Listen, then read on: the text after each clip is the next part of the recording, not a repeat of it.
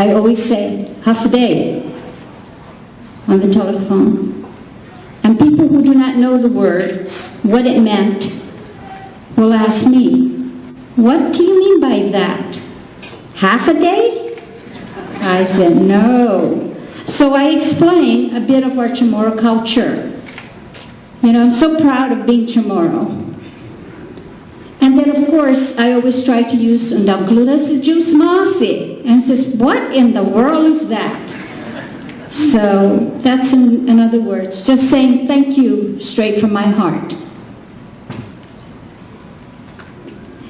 For all of you who are here today, I looked at you, some families, friends, co-workers, my boss, General Roman, Mrs. Roman, and then I have Admiral Bashan.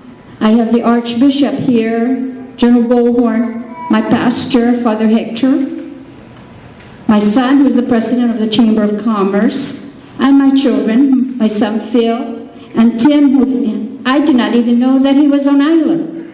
I mean, I looked in the door and I said, where did you come from? I thought he was in Arizona. Well, that was a surprise.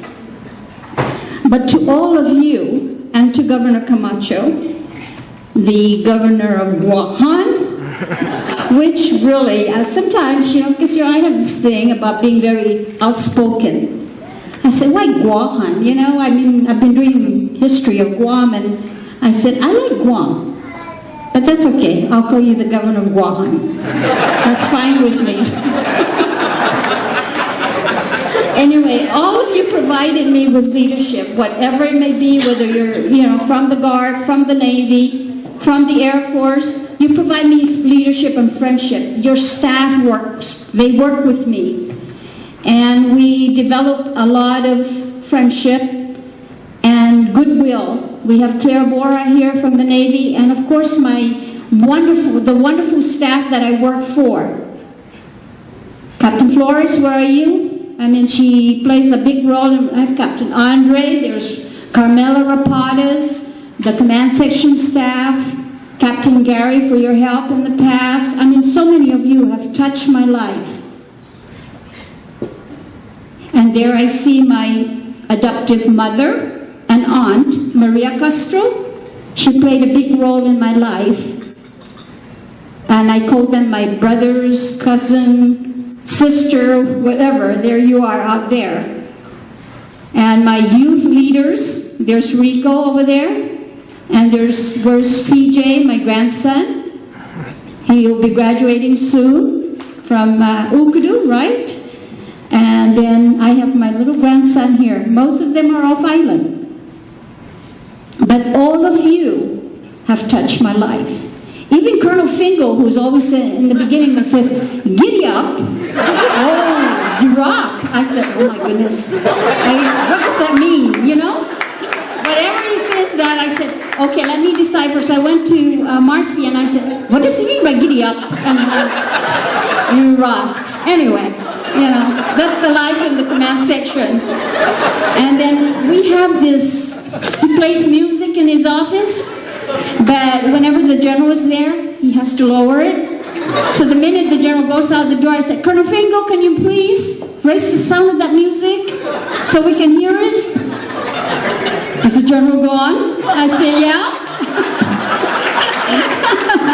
No, that's also, I'm saying that this could be kind of fun. But we do have fun in that office. We enjoy our work. I mean, we say things in the office, but we do our work.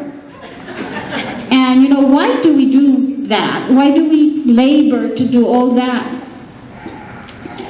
I think it's because we are there for a reason. And the reason is the mission. I am a civilian. I never wore a uniform in the military, but I feel that I am a military civilian because I have worked there for a long time and I understood what the mission is all about. I understood freedom. I understand the fact that I never want to relinquish that freedom. And only the American government will give me that, the American way of life. Still be Chamorro all the way through. but carry the ideals of the American government, American ideals, because no government will give you that. I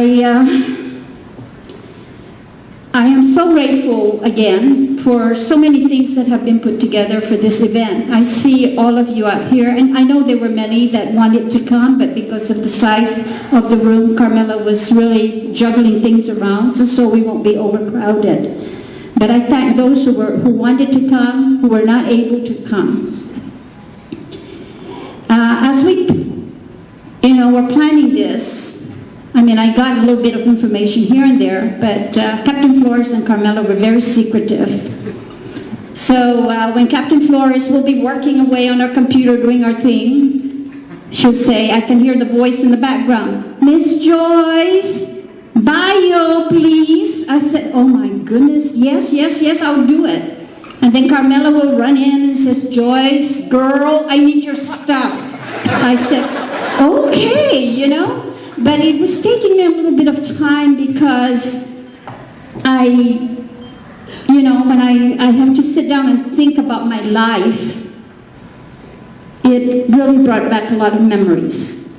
And of course that lot of memories was started, I suppose, the most memorable part of it, because as a young child, the only thing that comes to my mind was,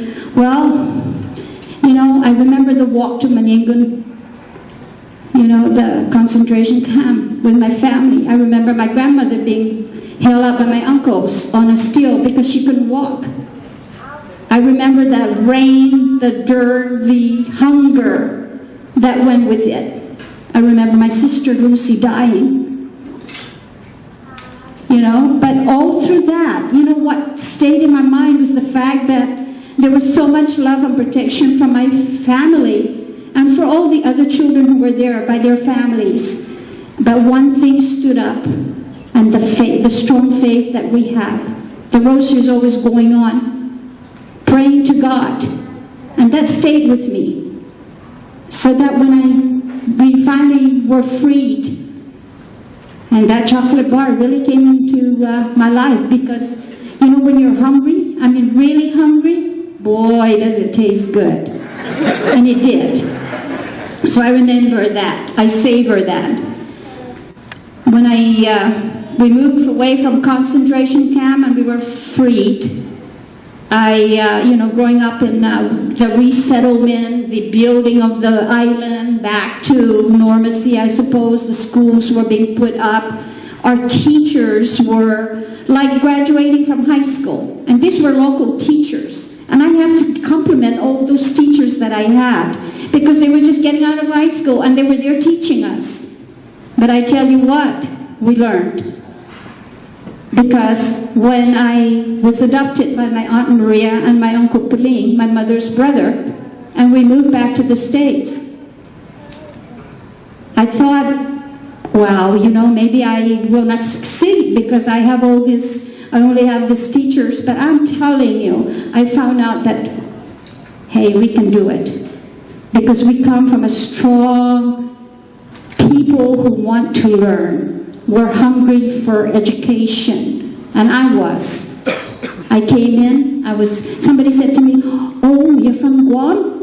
You can speak English? I said, well, I hope so. I'm an American, something like that, and, curiosity. So I said the best way to do that is to teach them about the culture, expose them to what a Chamorro is like. I'll show them the dot in the map, right, where how many people stay on that dot?